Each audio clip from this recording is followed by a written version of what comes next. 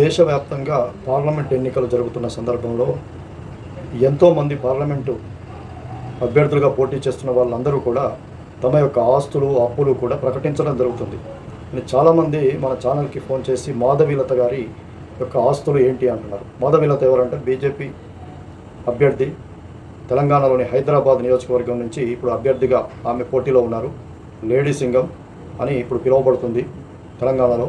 ఆ మాధవీలత ఓవైసీ మీద అంటే ఎంఐఎం ఎప్పుడు గెలుస్తున్నటువంటి హైదరాబాద్ సీటు మీద ఆమె నిలబడుతున్నారు.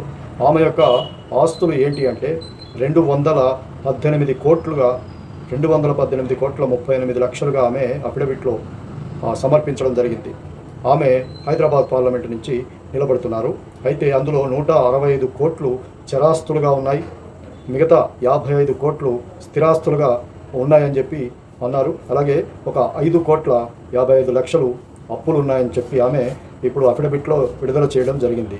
అలాగే ఆమెకు అప్పులు 5 కోట్లు, అలాగే ఈమెకు అప్పులు 5 కోట్లు ఉండడమే కాదు, ఆమె పేరు మీద ఒక ల్యాండ్, ఒక ఎకరా కూడా లేదు, ఒక కారు కూడా లేదు. ఆమెకు ఎలాంటి సొంత వెహికల్ ఉన్నట్టు కూడా ఇందులో మరి ఆమె సమర్పించలేదు. ఆమెకు లేనట్టుగా ఎలాంటివి ఆమె పేరు మీద బంగారం కానీ ఏదీ లేనట్టుగా ఆమె చూపించడం జరిగింది. మరి ఇప్పుడు ఆమె మాధవీలత అంటే పేరు ఇప్పుడు హైదరాబాద్ నియోజకవర్గం నిలబడటం, ఓవైసీ మీద నిలబడటం, ఆమె గెలుస్తుందనే వాదన ఎక్కువ ప్రజల్లో ఉండటం, అక్కడ ముస్లింలు కూడా బీజేపీకి అభ్యర్థిని చూడకుండా మాధవీలత వైపు మొగ్గు చూపుతున్నట్టు తెలుస్తుంది. అలాగే విరించి హాస్పిటల్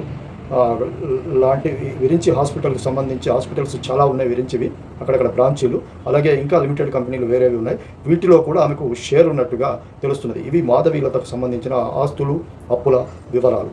మరి అందరూ కోరుకున్నట్టుగా అందరికీ సమాచారం అందించడం కోసం మేము ఈ మాధవీలత యొక్క సమాచారాన్ని, ఆస్తులు అప్పుల సమాచారాన్ని మీకు ఇప్పుడు అందించడం జరిగింది.